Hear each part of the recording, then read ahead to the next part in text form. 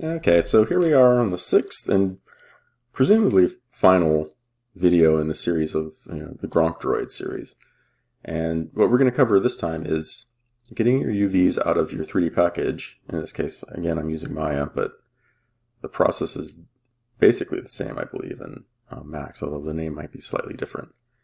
We're going to get our UVs out, or a snapshot of our UVs, and then we're going to bring them into Photoshop and use this as a guide to paint our texture. And so, go ahead and, with your model selected, we'll go ahead and do a UV snapshot, or in Max, I believe it's called UV render UVs. So go up to image, UV snapshot, and then set your path, name it. I just named it UVs. I'm going to change the name when it gets into Photoshop. And then you set the size, and again, when we're doing textures for games, the textures need to be powers of 2. So I'm using 2048 by 2048. It's a perfectly reasonable size for you guys to use, I'm sure, depending on the size of the objects you're making. So go ahead and apply and close. Overwrite, because I already tested this. And open it up in Photoshop. And here's what we have. A snapshot of our UVs. It's transparent, so what we're going to do is I'm going to go ahead and create a new layer and place it on the bottom, and then just fill it with white. And now we have a template for painting a texture. And this is, this is a pretty old school method for painting textures. Nowadays, you would almost certainly use something like Substance Painter, although you'd be surprised at how handy bringing this stuff into Photoshop can be occasionally. Sometimes there's just something you need to do in Photoshop. And so what we do in here, and I know that not everyone is super familiar with Photoshop. In fact, some of you may not know Photoshop at all. And so I want to keep it really, really simple here in Photoshop. So if the limit of your ability in Photoshop is to just fill a color, that's perfectly fine. And so what I'm going to do is kind of fill in. Let's see if I'm going to go refer to my reference here real quick. So the majority of this thing is kind of a blue color, so I'm just going to do a fairly desaturated blue that is kind of roughly the base color. I'll go ahead and fill my white channel with it. And I'm going to just do a save as, because I'm going to not call it UVs, I'm going to call it Gronk, because that's what this Gronk 01. And then I'm going to go back to Maya, close out of that, and I'm going to swap out the checkerboard texture for the Gronk. And now I've set it up so that I can paint in Photoshop, save, and then view in Maya, or in most people's cases, it's going to be view in Max, and make tweaks. And you'll notice that I saved it with this layer enabled so I can see the wireframe, and that can be handy sometimes. But when you've completed everything, just hide that layer, save, and then view. I'll do one more thing. Sometimes, I don't know, I'm assuming that there's an equivalent in Max, but in Maya, it can be helpful to turn off sort of the default lighting and just view the texture itself. And so, from this point, using this as a guide, we're going to go in and just kind of really rough in colors. And so, I know that the foot is red on my model. And if you want, you can look up an image of a Gronk droid and to get an idea of where I'm going with this. It's kind of a desaturated red. So I'm just going to go ahead and fill that. I know this rim around the outside is kind of a white paint. So desaturated. Go ahead and fill that.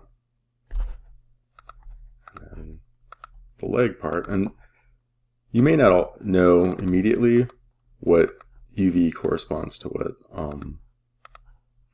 object in your model. Some of these things might seem kind of confusing and easy to mistake for something else. And that's totally possible. So what you can do is just place a color on there and then save it and then go back in and see, and like, oh, okay, yeah, sure, that's the right one, or oops, I accidentally did the wrong one. And so I'm just going to kind of go in here and paint a little bit, just kind of rough in this stuff without talking too much about it, just to kind of give you an idea of how I might go about this.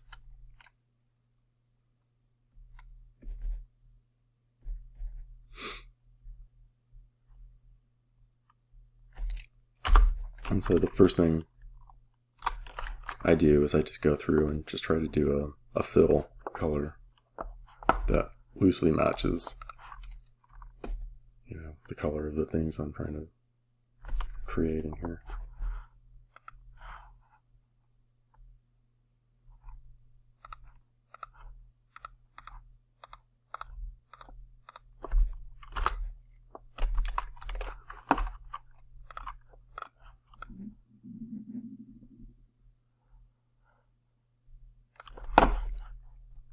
I'm going to check back on my reference.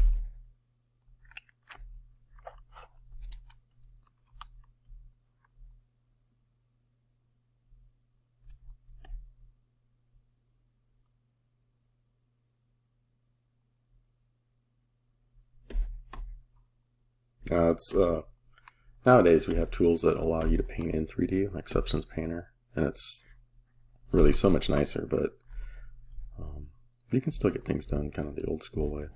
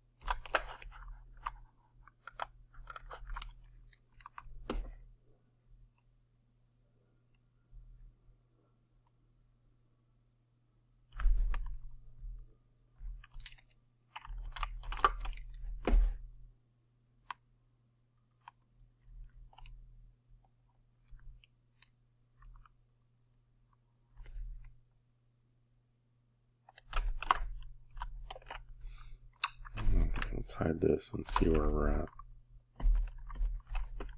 So really basic, but with lighting, it'll roughly read as what you want. And so if you have no experience in Photoshop and you're kind of like a little bit overwhelmed, this, even at this, keep having it like basically as resolved as this, be perfectly acceptable to me. The important thing is you've got a model, you've got UVs on it, and you've got a texture on it, and then the next phase of this would be plugging it in all together in Unreal Engine. So, of course you could take it further than this. We could spend a lot more time in Photoshop painting the textures, and there's a lot you could do to paint in details. Like, you go in and paint some grime in and stuff like that. Or a lot of times what's nice is to reinforce some of the shapes with highlights and stuff. And this is pretty old school again. Modern games and modern engines and modern assets would rely a lot heavier on things like in normal maps and stuff, but that's kind of beyond the scope of what we're doing, and I have no expectations that you're going to take it that far. For me, the important thing is just understanding this process, and also understanding that you are capable of imagining something, building it, and then getting it into a game engine, which I think is kind of profound. So I think that's about all I want to cover for this. We could obviously noodle this texture a lot. And if you guys have questions about how to texture stuff, if you want to take it further than this, definitely let me know. I could maybe do another video building off of this, or I can just work with you one-on-one in class. You could bring your model in. But other than that, I think this concludes our Gronk video.